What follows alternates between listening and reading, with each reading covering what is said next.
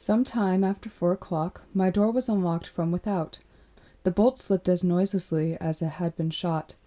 I got a little sleep until 7, when the boys trotted into my room in their bathrobes and slippers and perched on my bed. "It's a nice day," observed Harry, the elder.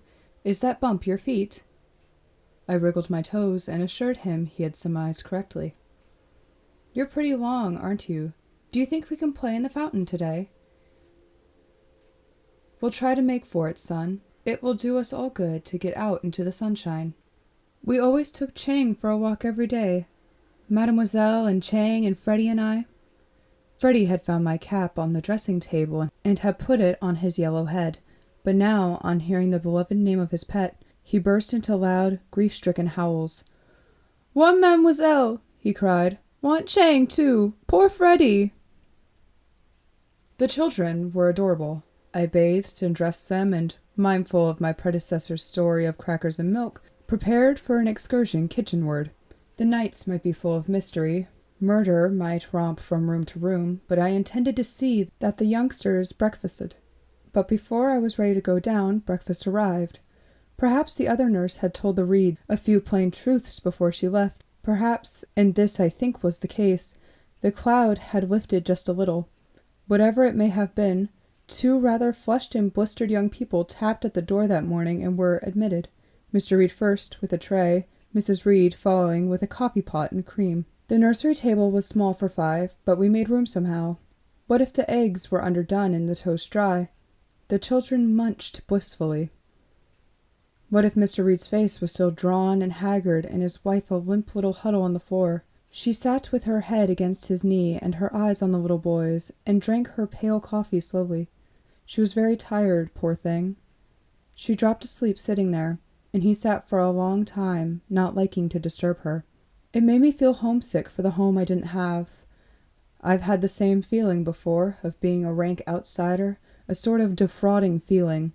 I've had it when I've seen the look in a man's eyes when his wife comes to after an operation, and I've had it, for that matter, when I've put a new baby in its mother's arms for the first time. I had had it for sure that morning, while she slept there, and he stroked her pretty hair. I put in my plea for the children then. "It's bright and sunny," I argued, "and if you're nervous, I'll keep them away from other children. But if you want to keep them well, you must give them exercise."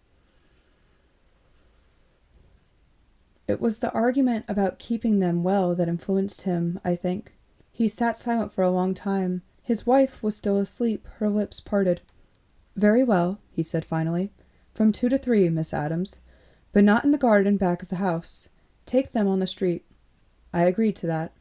"I shall want a short walk every evening myself," I added. "That is a rule of mine. I shall want a short walk every evening myself," I added. "That is a rule of mine. I am a more useful person and a more agreeable one if I have it." I think he would have demurred if he dared, but one does not easily deny so sane a request. He yielded grudgingly. That first day was calm and quiet enough. Had it not been for the strange condition of the house and the necessity for keeping the children locked in, I would have smiled at my terror of the night. Luncheon was set in, so was dinner. The children and I lunched and supped alone. As far as I could see, Mrs. Reed made no attempt at housework, but the cot at the head of the stairs disappeared in the early morning, and the dog did not howl again. I took the 2 boys out for an hour in the early afternoon. 2 incidents occurred, both of them significant. I bought myself a screwdriver. That was one. The other was our meeting with a slender young woman in... The other was our meeting with a slender young woman in black who knew the boys and stopped them. She proved to be one of the dismissed servants, the waitress, she said. "Why, Freddie!" she cried. "And Harry, too! Aren't you going to speak to Nora?" After a moment or so, she turned to me, and I felt she wanted to say something, but hardly dared. "How is Mrs. Reed?" she asked. "Not sick, I hope?" She glanced at my St. Luke's cloak and bonnet. "No, she is quite well." "And Mr. Reed?" "Quite well also." "Is Mademoiselle still there?" "No, there is no one there but the family. There are no maids in the house." She stared at me curiously. "Mademoiselle has gone?" Are you Excuse me, miss, but I thought she would never go. The children were like her own. She is not there, Nora. She stood for a moment, debating, I thought. Then she burst out, Mr. Reed made a mistake, miss. You can't take a house full of first-class servants and dismiss him the way he did. Not even half an hour to get out bag and baggage without making talk. And there's talk enough all through the neighborhood. What sort of talk? Different people say different things. They say Mademoiselle is still there, locked in her room on the 3rd floor. There's a light there sometimes, but nobody sees her. And other folks say Mr. Reed is crazy. And there is worse being said than that. But she refused to tell me any more. Evidently concluded she had said too much and got away as quickly as she could, looking rather worried. I was a trifle over my hour getting back, but nothing was said. To leave the clean and tidy street for the disordered house was not pleasant, but once in the children's suite, with the goldfish in the aquarium darting like tongues of flame in the sunlight, with the tulips and hyacinths in the window boxes glowing, and the orderly toys on their white shelves, I felt comforted. After all, disorder and dust did not imply crime. But one thing I did that afternoon, did it with firmness and no attempt at secrecy. And after asking permission of no one, I took the new screwdriver and unfastened the bolt from the outside of my door. I was prepared, if necessary, to make a stand on the issue, and although it was noticed, I knew, no mention of it was made to me. Mrs. Reed pleaded a headache that evening, and I believe her husband ate alone in the dismantled dining room, for every room on the lower floor, I had discovered, was in the same curious disorder. At 7, Mr. Reed relieved me to go out. The children were in bed. He did not go into the day nursery, but placed a straight chair outside the door of the back room and sat there, bent over, elbows on knees, chin cupped in his palm, staring at the staircase. He roused enough to ask me to bring an evening paper when I returned.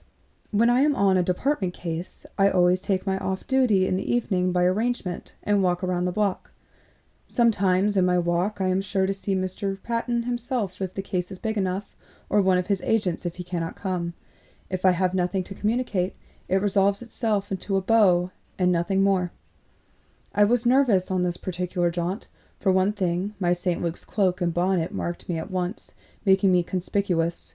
For another, I was afraid Mr. Patton would think the Reed house no place for a woman and order me home. It was 7:45 and quite dark before he fell into step beside me. Well, I told him rather shakily, I'm still alive, as you see. Then it is pretty bad. It's exceedingly queer, I admitted, and told my story. I had meant to conceal the bolt on the outside of my door, and 1 or 2 other things, but I blurted them all out right then and there, and felt a lot better at once. He listened intently. It's fear of the deadliest sort, I finished. Fear of the police? I think not. It is fear of something in the house. They are always listening and watching at the top of the front stairs.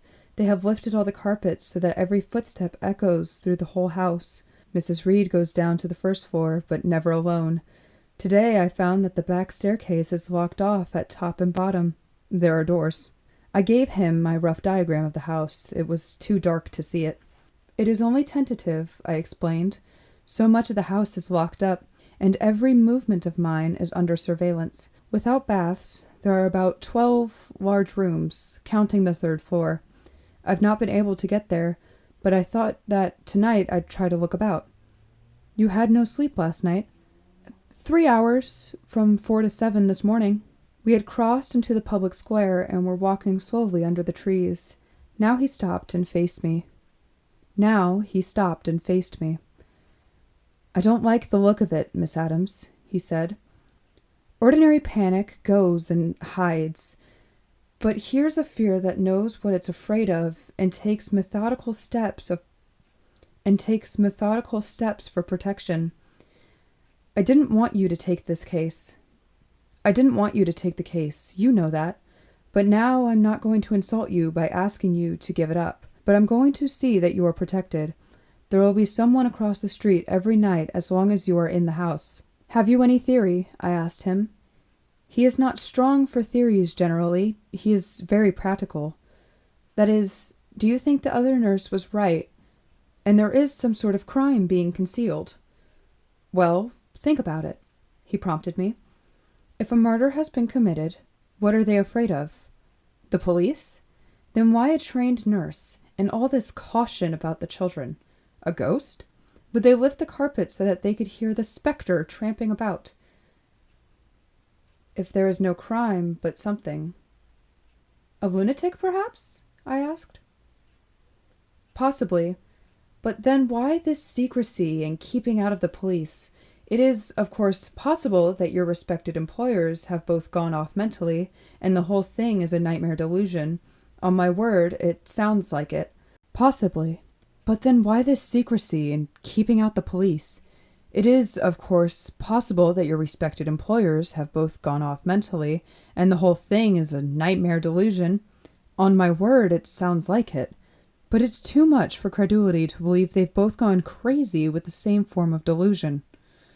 Perhaps I'm the lunatic, I said despairingly. When you reduce it to an absurdity like that, I wonder if I didn't imagine it at all. The lights burning everywhere and the carpets up, and Mrs. Reed staring down at the staircase and me locked in a room and hanging on by my nails to peer out of a closet transom. Perhaps, but how about the deadly sane young woman who preceded you? She had no imagination. Now, about Reed and his wife. How do they strike you?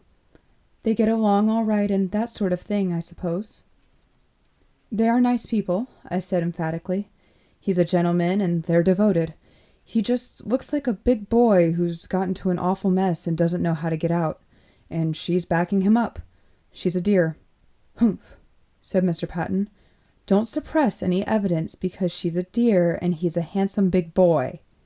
I didn't say he was handsome, I snapped. Did you ever see a ghost or think you saw one? He suddenly inquired. No, but one of my aunts has. Hers always carries their heads. She asked one a question once and the head nodded. Then you believe in things of that sort? Not a particle. But I'm afraid of them. He smiled, and shortly after that I went back to the house.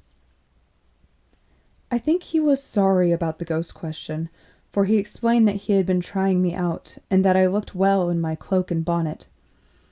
I'm afraid of your chin generally, he said, but the white lawn ties have a softening effect.